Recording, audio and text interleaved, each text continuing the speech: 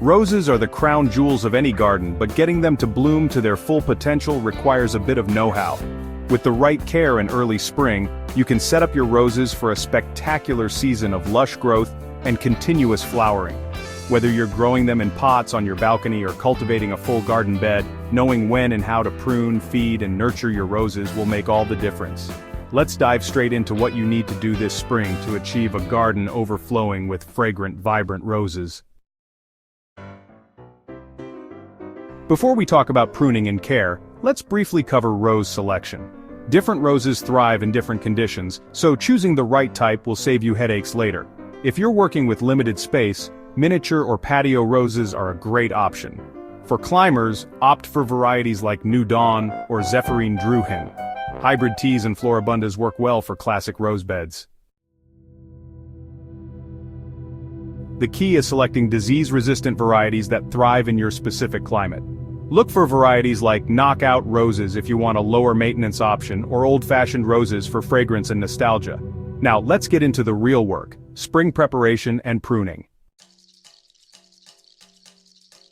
As soon as winter fades, your roses will start waking up, and this is your cue to get them in top shape.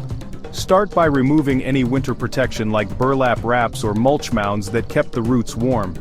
If you've left fallen leaves around the base, clear them away to prevent fungal diseases from taking hold.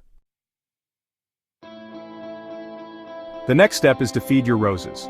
As soon as you see new growth, apply a balanced rose fertilizer or compost to enrich the soil.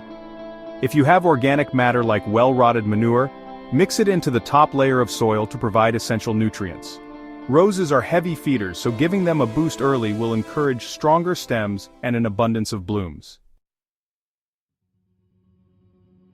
Watering also plays a key role in spring preparation. Roses prefer deep, infrequent watering rather than daily shallow watering. Aim for about an inch of water per week, adjusting based on rainfall. A good soak once or twice a week is far more effective than frequent light watering. Spring pruning is the secret to getting the best out of your roses. Here's how to do it right. Timing matters. The best time to prune roses is in early spring, just as buds begin to swell but before major new growth starts. In most climates, this is between late February and early April. The key indicator is when you see small reddish buds along the canes. Use the right tools. Invest in a sharp pair of bypass pruners to make clean cuts. If you have older woody canes, a pruning saw might be necessary. Always sterilize your tools before pruning to prevent disease spread. Remove dead and diseased wood first. Identify and cut away any blackened, shriveled, or dead wood. Trim down to healthy green stems to encourage new growth. Shape and encourage airflow. Roses need good air circulation to prevent diseases like black spot and powdery mildew. Open up the center of the plant by removing inward-growing branches. Aim for a vase-like shape which allows sunlight and air to reach the inner branches. Cut at an angle. Make your cuts at a 45-degree angle about a quarter inch above a healthy outward-facing bud. This directs growth outward rather than inward, preventing congestion. Remove weak and crossing stems, thin out weak, spindly canes and cut back any branches that rub against each other, as these can create wounds that invite disease. Once pruning is done, apply a fresh layer of mulch around the base of your roses. This helps retain moisture, suppress weeds, and regulate soil temperature. A 2 to 3 inch layer of organic mulch like shredded bark or compost works best. Resume fertilizing about 2 weeks after pruning. A slow-release rose fertilizer will provide steady nutrients, or you can use liquid fertilizers every few weeks throughout the growing season. Keep an eye out for pests like aphids and black spot. Early detection and treatment with insecticidal soap or neem oil will prevent major outbreaks. Water your roses consistently.